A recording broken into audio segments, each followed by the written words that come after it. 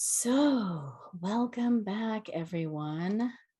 This is our bonus class for 2021. And today's topic is winter enchantment, which is a topic that's been brewing inside of me for quite a while, about 6 years now.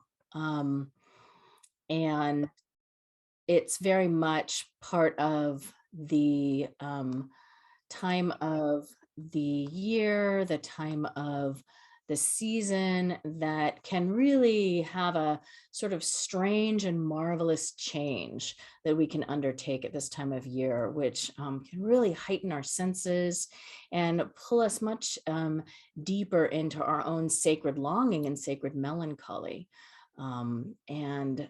We can go there as a sacred pilgrimage, as a sacred part of this time of year, if we sort of learn to ride the tides skillfully. And we're going to talk more about that today. But first, I just want to take a moment and I want to really acknowledge and thank each of you for showing up today. Normally, I take most of the month of December off for reasons that we're going to discuss in a little bit. But as our course was kind of coming to completion, I just had this strong desire to begin to share this information with you, because it's really timed to this time of year, to this season. It's very much connected to my spirit marriage and my spirit contact, who is a fairy being. And at least for those of us here in the Western Hemisphere, it's timed very, very very acutely to what's going on in our collective. And this is the first time that I've been sharing any of this information really publicly. Like, I've had little snippets of conversations with people here and there, but it felt like this was the time to really talk about this in a more public and integrative way. And I'm really honored to be doing it with all of you here tonight. So we're going to begin with our flame invocation. Holy flame, holy fire, grant to us our heart's desire. Holy fire, holy flame, bring magic in the old one's name.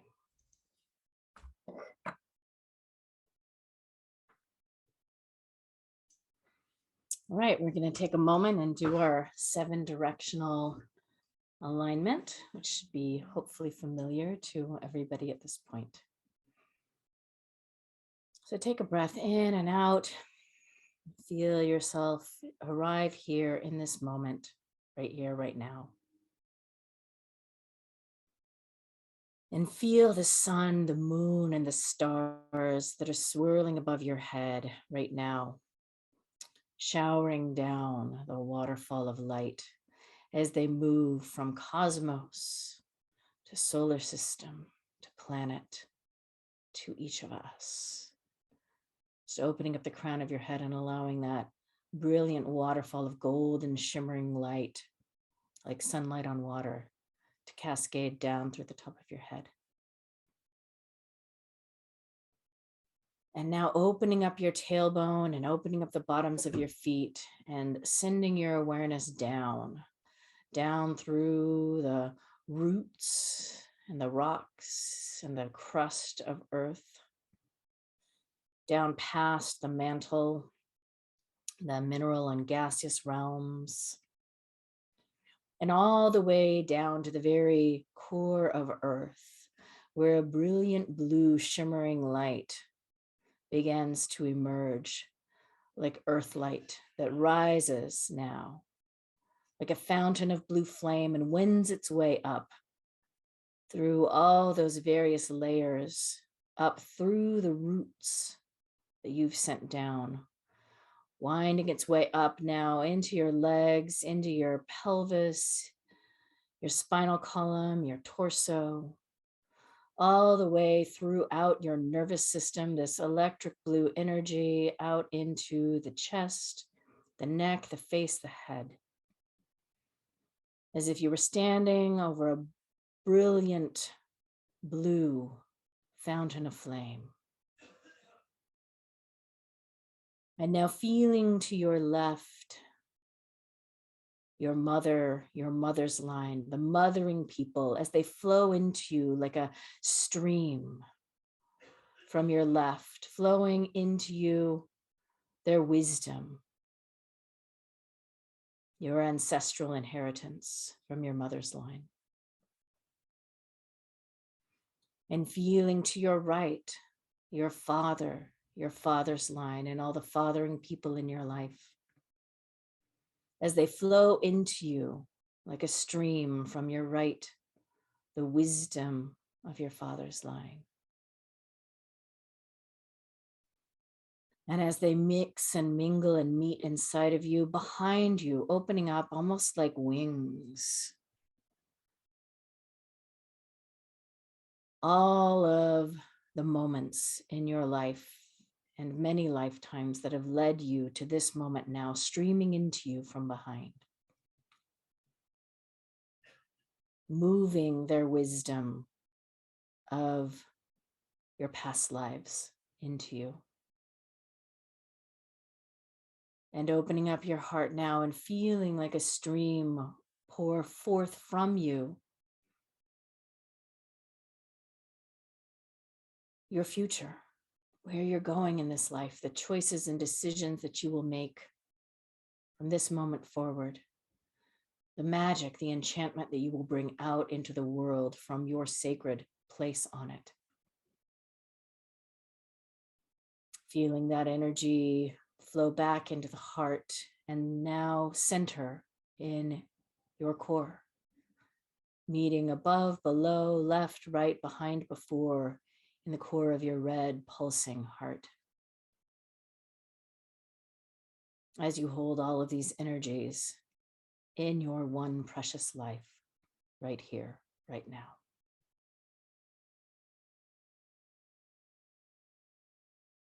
And with those energies now activated inside of you and aligned, opening your eyes and feeling the energy, feeling the stream of your eyes as it transmits to each of us in this group tonight, to each of those that you rest your eyes on in your life, this alignment, so that you can be a kind of mini alignment walking around in the world, that just by your gaze, just by your mischievous little smile, you can transmit that alignment energy.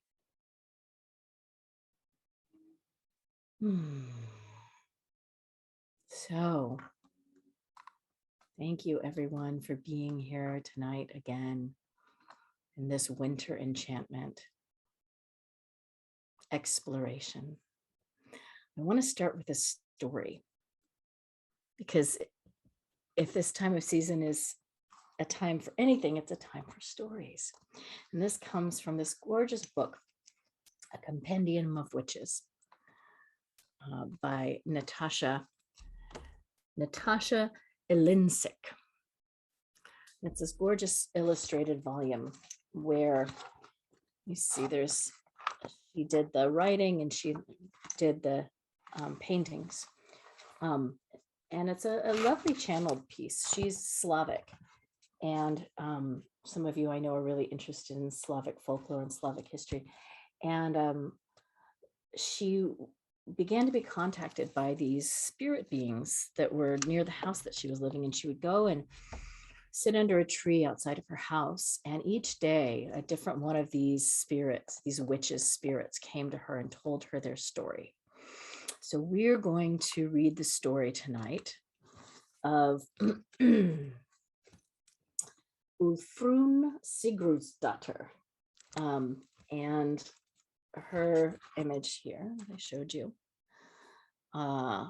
beautiful white-haired priestess being with in a grove of birch trees with a raven on her shoulder. Pull this down to see if y'all can see it. Go. So that's who we're going to be reading about tonight. And her story takes place where her life took place between 899 and 971. Here's her story. The feeling one gets at the thinning of the veil is not easy to describe. It's a change that the body perceives with every sense. The chest fills with an odd quiver, a feeling of anticipation of imminence. The senses open to the surroundings, and the world around pours into you like a river rejoining the sea after a long journey. An alarming feeling of wholeness overcomes you. According to our ancestors, the thinning could be felt on particular days, days of transition like solstices and equinoxes. On those days, entering the world of the spirits was certainly easiest. But it is my impression that other types of transition, often more mundane, are capable of presenting similar circumstances. I'm referring to moments like dusk or the approaching of a storm. I usually felt the thinning of the veil in autumn upon the rising of the mist. It started at the bottom of the fjords, then clawed its way into the bays and valleys, swallowing them in a cold, white silence. In the morning, when opening the front door to step outside, I would smell the dampness in the air, mixing with the sweet scent of burning wood. By then, the sound of insects buzzing around the trees had become a distant memory, and the only noise breaking the calm came from the birds rustling among the fallen leaves, looking for food, and occasionally gliding from one tree to the next in hope of finding some berries. The earth was drowsily curling up, peacefully closing her eyes and getting ready for the long sleep. The winds had fled, sheltering in their faraway caves. Not a single leaf trembled. The crows stood vigilant atop the tallest pine tree. Their caws, infrequent and hieratic, sounded to me like a summoning, a familiar language that urged me to follow them into the forest. So I would. I'd walk in the thickness of the trees until there were no more paths to follow. The white veil would wrap itself around everything, giving the invisible an ethereal substance. It would bead on the spider webs strung between the trunks and the slender fingers of the alfar. There, the distinction between real and unreal would lose its meaning.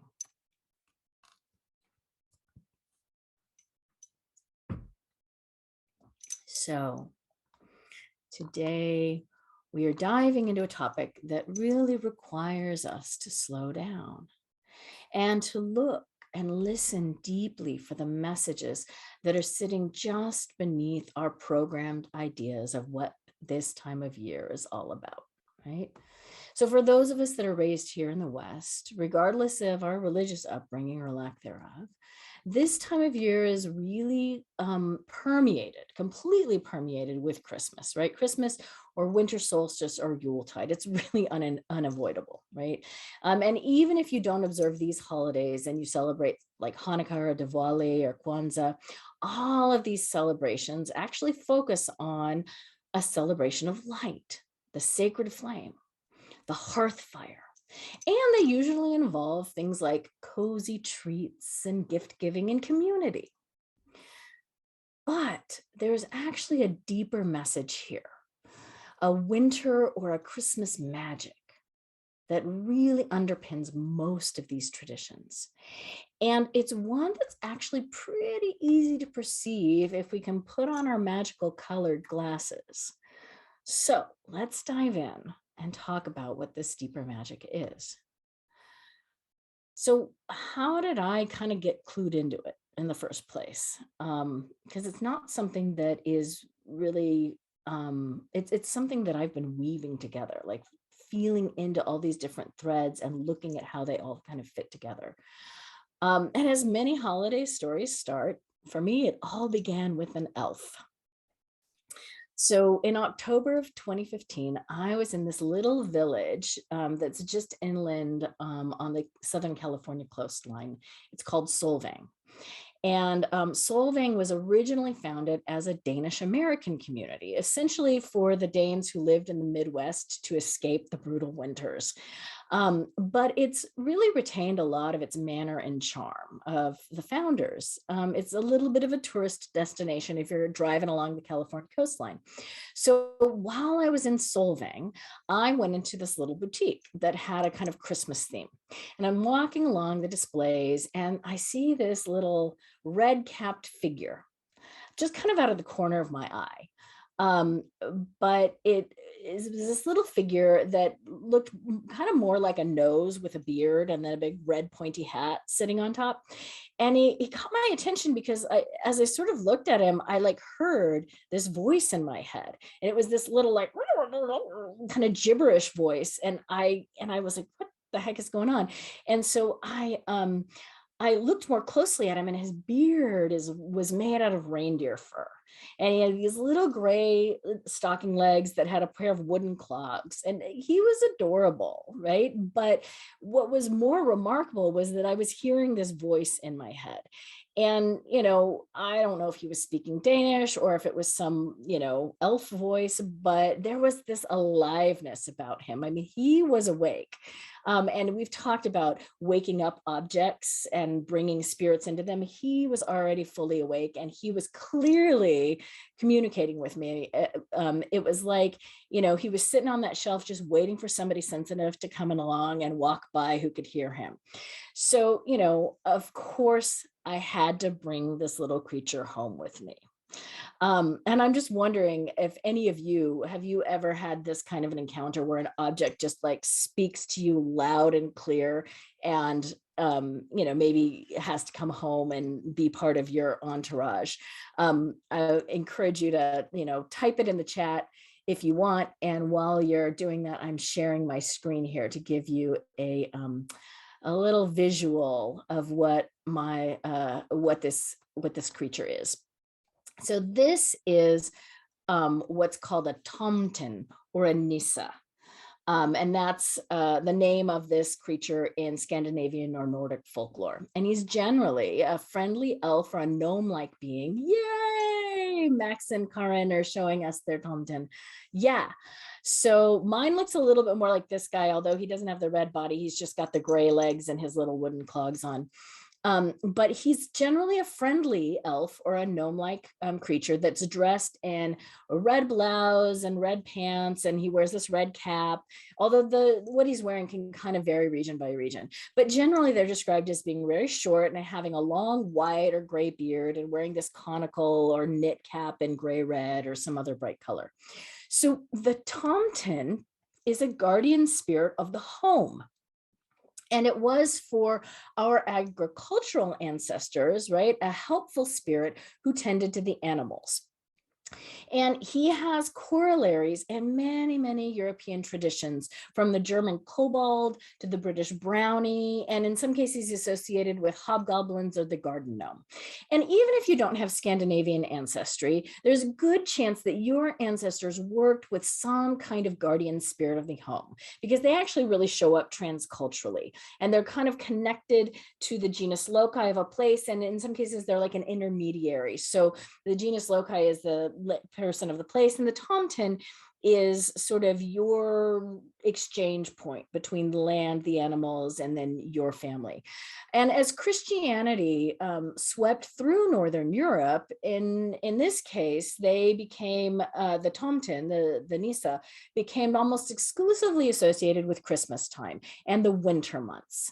They're essentially the Scandinavian corollary of Santa Claus, who, by the way, if you recall your Nightmare Before Christmas, is described himself as a jolly old elf, right? So we're going to talk about that more in a moment. So why was this particular spirit attracted to me?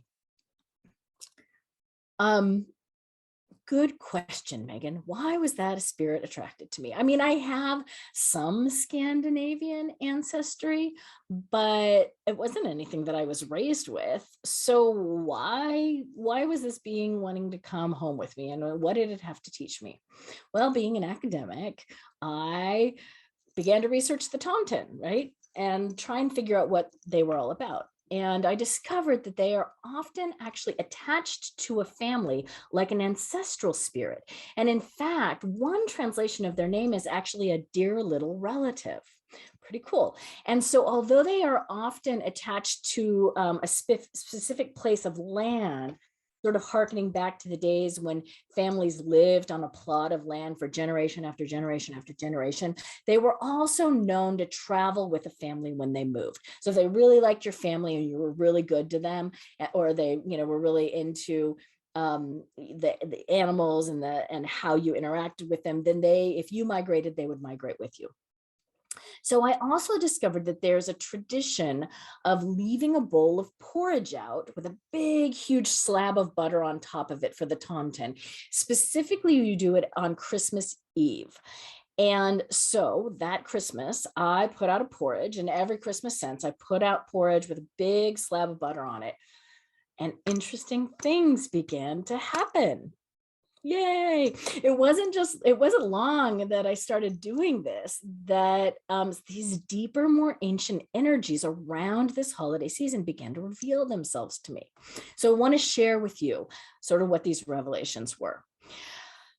The biggest one is that we are collectively here in the West in a time of collective enchantment, whether you have agreed to it or not.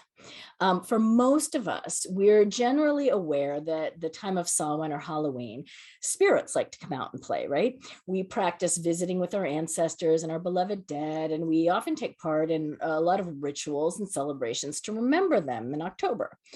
But I began to feel like that's just the very tip of the iceberg. That's just the beginning of the mystery of this season. And I began to wonder, what if the otherworldly contact doesn't stop there? There's this general belief that the veil is really thin at Samhain time. And that's true.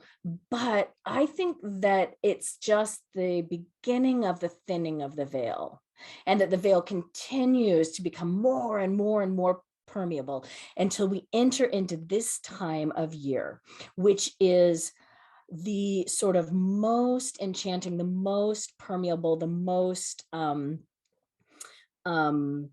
fairy, we'll talk about that in a second, of the year. So what if someone, right, is just scratching the very surface of this ancestral memory that we touch into this time of year?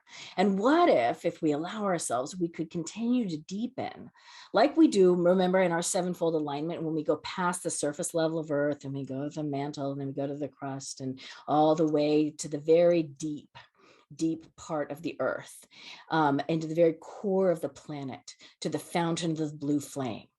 And I think that blue flame and some of the visual symbology of Christmas time is really an important connection, because that I feel like this time of year, and what has been, what I've been weaving together as I've been dreaming and studying into this, is that this is the time of year when we are at that very core of Earthlight, in the blue, in the brilliant, sparkly, you can see behind me, the brilliant, sparkly energy of the winter enchantment.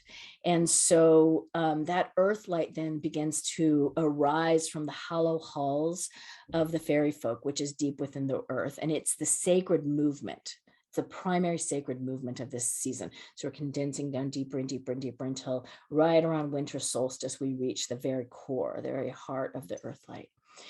And isn't this what everything this time of year is pointing to anyways? I mean, at least here in the West, the earth is cooling, the seasons are changing, and we're preparing for this inevitable contraction of the winter, right? And as this happens, something else begins to take hold of us, right? As a collective. No other time in our seasonal calendar can compare to Christmas time. And I'm using the word Christmas now and not winter solstice or Yule intentionally. And we're going to talk about why that is in a second.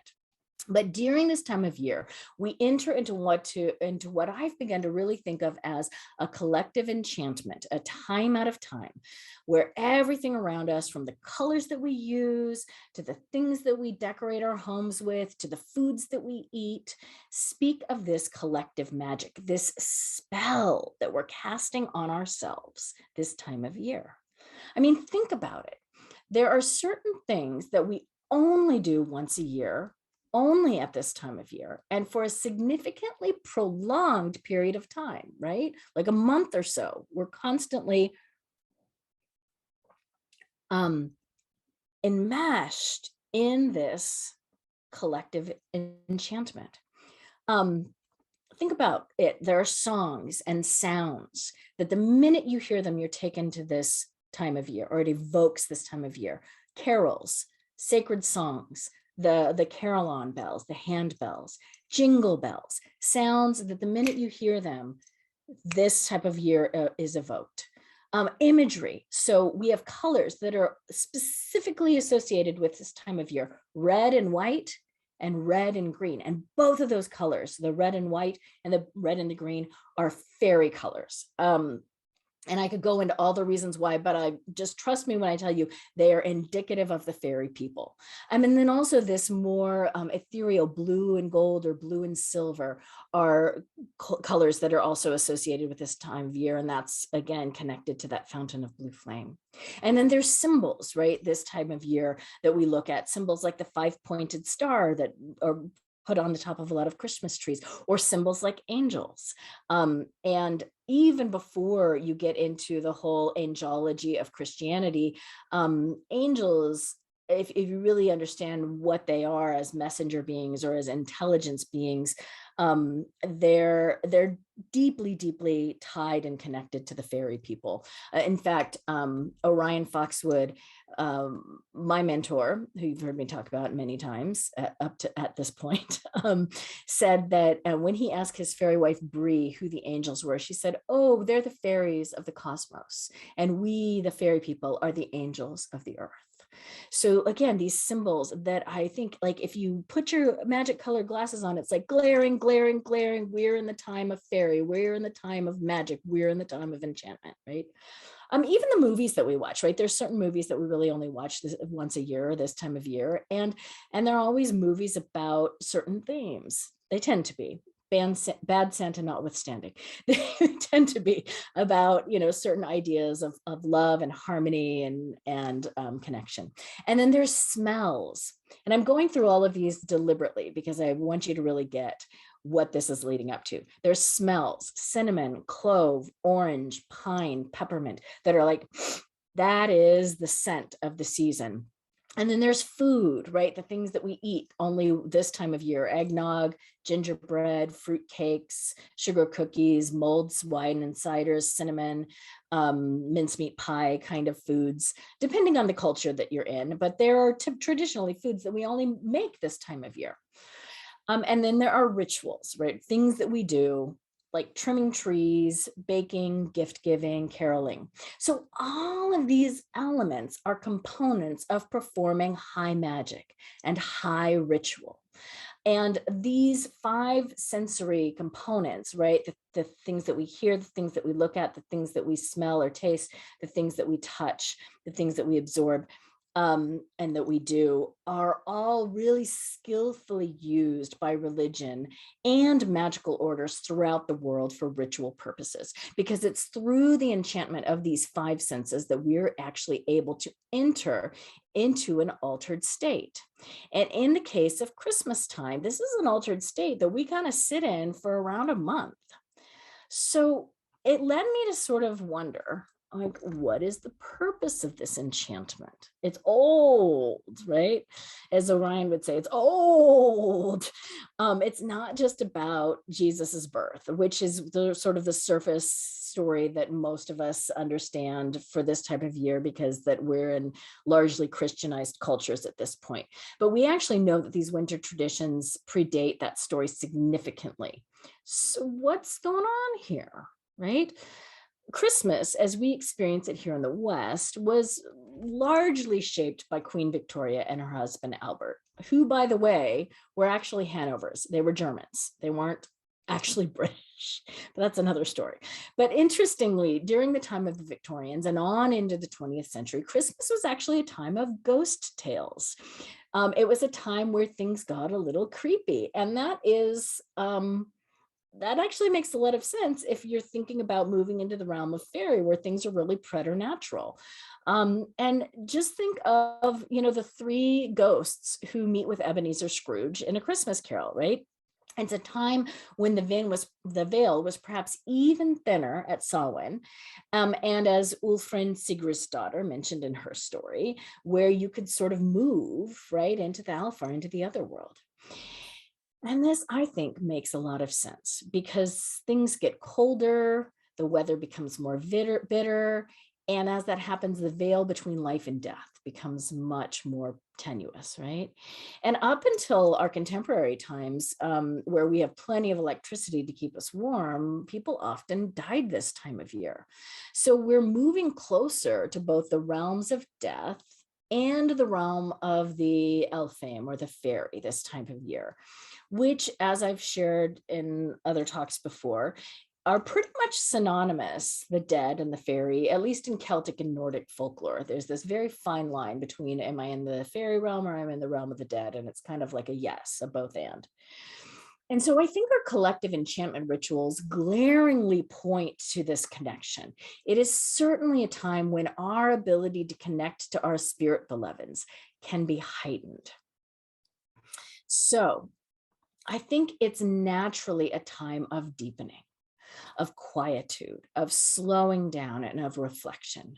Because again, you can't go guns a-blazing or horns blaring into the underworld or into the fairy realms. It's a sort of like a step to the left, that just like we ease into those realms very obliquely. And it's a time really where, as we slow down, we can feel more of this preternatural presence around us, and we can dream into what we're transforming. And as things die away, they can also make way for new things to be born. And so there's this saying, right, that Christmas is a feeling, or we've got the Christmas feeling, and that we get this time of year. And so, what is that associated with, right? There's this idea that Christmas is a time of blessing. It's a time of peace. It's a time of goodwill and cheer. I love the Danish term that they use for this. It's called hygge, Hygge. And it is defined as a quality of coziness and comfortable conviviality that engenders a feeling of contentment and well-being. So many of us may have heard folks bemoan the fact that this Christmas spirit only happens once a year, right? Why can't we live this way all year long? Well, I'm going to offer the idea that perhaps we can. What if we begin to focus this time of enchantment towards the coming year ahead? What if, as a group of magical practitioners, we intend that this enchantment time, this ritual we are all participating in, knowingly or not, begins to shape and mold the rest of our lives all year? What if we used this collective ritual that the rest of the culture is sort of unwittingly feeding to the purposes, to bend it, using our will to bend it to the purposes of peace, of blessing, of justice, of goodwill. So let's get back to this idea of why I like the term Christmas. And I don't like it better or worse than winter solstice or Yuletide, but the idea of Christmas brings in this idea, the symbolism of the Christ child. And many Christians will tell you Jesus is the reason for the season. And I think that we can actually, if we widen our view of this for a moment here, and we understand that actually the Christ or the Christed being is what we're as a collective sort of understanding. It gets really interesting. So if I put my Kabbalist hat on for a moment here, the Christ child sits in the center Sephirah of the tree of life called Tiferet. And that Sephirah is associated with the sun, with light, with fire, with illumination. And it is, in essence, it's not about Yeshua or Jesus, it's about the awakened one, the being who has gone through, has undertaken the great work and ascended to the point of having that kind of indwelled consciousness with the divine self. And we've talked about this before. It's the entheotic state. It's the awareness and the awakening of the divine within you and stepping into knowledge and conversation with that part of you that is you and also greater than you. And there's an interesting corollary here in the fairy teachings, because in fairy seership, we also talk about a Christed or a awakened being that is the dreamer. And the dreamer sits very, very deep in the core of earth, sleeping in the womb of the earth and dreaming a new world into being. And this time of year, we are connecting into, we have the potential to connect into that dreaming child, that dreaming Christed child that is really visioning a new world, a new earth, an Edenic blueprint for the planet. And as it dreams, we have this potential this time of year to really reach into that and to bring that vitality up into ourselves and into our lives, so that we can dream a new world into being through our awakening as individuals and through our awakening as a species. So I think that we can include this idea of this sacred child because it's not exclusive to Christianity, and it is all about this potency of both the underworld and then rising it up through our own individual refinement processes into the sort of illuminated light of our own divine selves. Okay, so I promised you that we would talk about sacred longing and sacred melancholy. So how does any of that relate to all of this? Well, as we've talked about before, there is the term haraith, which is a Welsh term, and it means a deep longing for something, especially associated with one's home. And for the Welsh, haraith is a kind of homesickness. It's tinged with grief and sadness over the loss or the departure of something. And particularly in the case of the Welsh, it's in the context of their Welsh culture. It's a mixture of longing and yearning and nostalgia and wistfulness, or an earnest desire for a Wales of the past, maybe a Wales that they never even knew themselves, but that is sort of there in their collective memory as a culture. So many, many of us feel this sense of longing. We long for the other world, right?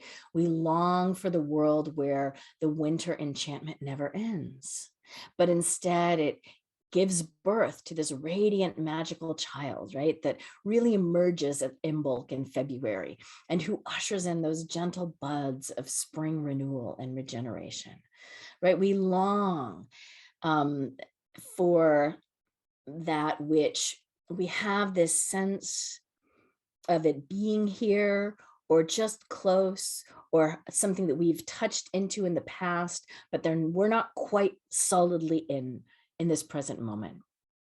And this sacred longing, I think, is never more evident than when we have tasted the delights of our spirit beloveds, right?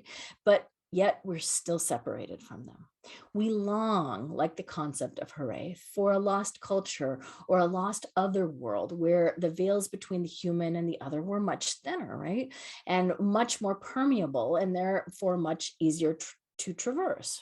Or in some cases, you know, an other world that maybe we actually lived in with our beloveds, but we left to come here to take on the co-creative project, the physical forms, so that we could do co-creative projects that we're each now here to accomplish, like I've talked about before.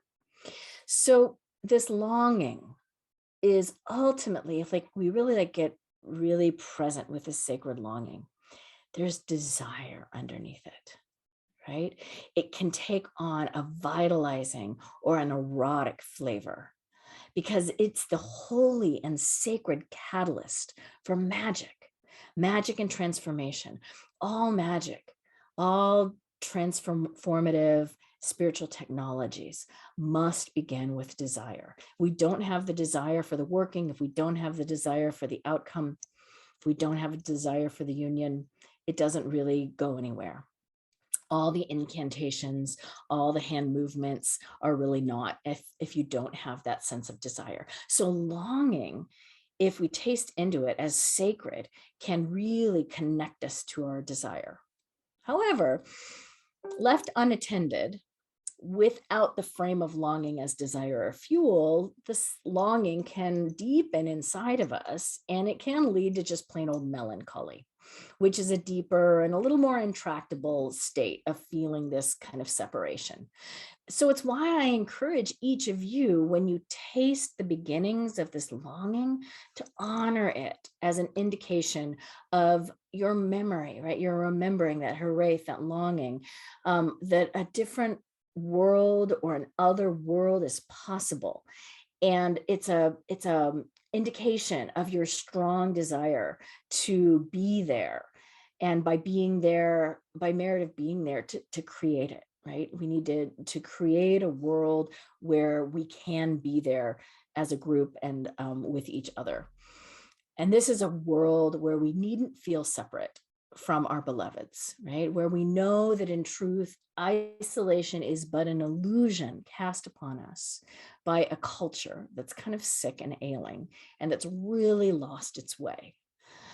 So by honoring our longing and the melancholy that it can lead to, by honoring both of them as sacred, we alchemize it, right? We begin to transform it, and we make it a constant reminder that we are here to co-create with our beloveds and with each other a new earth, a world that works for everyone, a world where everyone's needs are met, a world where we live in much deeper integrated harmony, where the veils of the collective are able to be navigated in a way that we are more fully engaged and more fully in animist, right, or re-enchantment with our collective, with our each other, with our spirit beloveds, with land, right? This is the idea of re-enchantment. This is the idea of animism. And as we've discussed, each of us has a project, right, that we're meant to bring out into the world with the aid of our spirit beloveds that help support this project. And our sacred longing and our sacred melancholy can become just the friend, gently tapping us on the shoulder to remind us of that, right? If we think of it this way, we're not longing for what we can't have. We're actually longing for that which it is our privilege and honor to co-create right here, right now. So here are some ideas about how you can go about making the most of this winter enchantment time. So let me share with y'all an idea. So I got so excited about my Tomten, right, that I decided I was going to make a whole bunch of people Tomtens. So everybody would have this is like maybe like 4 years ago. So a bunch of my friends would have their own Tomten. So I took some clay, some modeling clay, and some fake fur, and I made all these little Tomtens for various, friends that lived in different places. And this was my solstice gift to them. So I think that it's a great idea to find or create your own Tomten, right? And I leave my Tomten out all year long. He sits on my shelf in my living room with me, and I, howdy Tomten, how's it going? You know, I chat with him, or more just sort of have like an energetic exchange with him, just remembering, you know, this is one of the spirits that my ancestors carried. So, you know, you can find him at Christmas stores or online. You can make your own, and then, you know, make sure you feed him on Christmas Eve with his porridge and butter. Butter is really important. In fact, it's like, why don't you have a little porridge with that butter, Tomten? Because they really apparently like the butter. So the Tomten, and you could call him a Nisa or a brownie or whatever you want to call them. I call him Tomten because that's the context that he came to me in. But if you have one in your home, he can begin to work as an intermediary spirit, both for the spirits of the place where you live, right, the genus loci, which is really, really important for those of us that are magical workers, and he can work as a intermediary with your ancestors. And I think particularly he's helpful with those ancestors that that you might want to be connecting to that have had spirit marriages. So Tomten is a great resource. And will become kind of an ally for you. The other things that I would recommend you exploring for maximizing the enchantment at this time of year is to mindfully cultivate your own enchantment. And there's a couple ways that you can do this. One of my favorite ways comes from Cashlyn Matthews. She wrote a blog post actually called The Omen Days, the 12 Days of Christmas. This was back in 2013. And what she recommends in the post is that from December the 26th, the day after Christmas, through Epiphany, January 6th, you do an augury or a signs, like where you read the signs or where you read the omens, preferably out in nature every day. And so I tried this. I took this on last year, actually. And each day, starting on December the 26th, I went out into nature, and you do it for 12 days because each day relates to a different month of the year. So December 26th is the month of January, December 27th is the month of February, December 28th is the month of March, and so on and so on.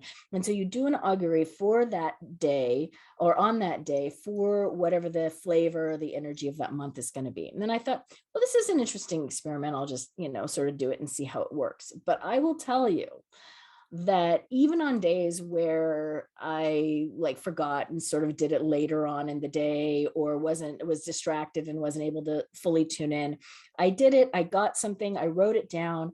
And this year, as I have been going through each month, I try at the beginning of the month to look at what that augury was for the month and then just sort of hold it in my consciousness throughout the month.